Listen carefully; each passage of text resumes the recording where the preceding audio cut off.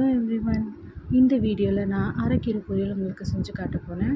அதுக்கு முதல்ல 3 table spoon எண்ணெய் விட்டுட்டு 1/2 டேபிள் ஸ்பூன் கடுகு போட்டுக்கோங்க. கடுகு பொரிஞ்சதுக்கப்புறம் 2 வெங்காயத்தை ஃபைனாக சாப் பண்ணியிருக்கேன், அதை ஆட் பண்ணிட்டேன்.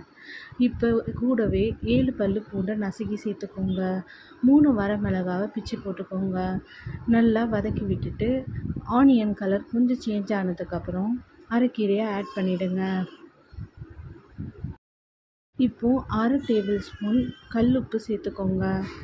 நல்லா கீரையை கிளறி விட்டுடுங்க. கீரையில் இருக்க தண்ணி நல்லா வற்றினதுக்கப்புறம் கீரை ரெடி ஆகிடும். அவ்வளோதான், ரெசிபி ஓவர்.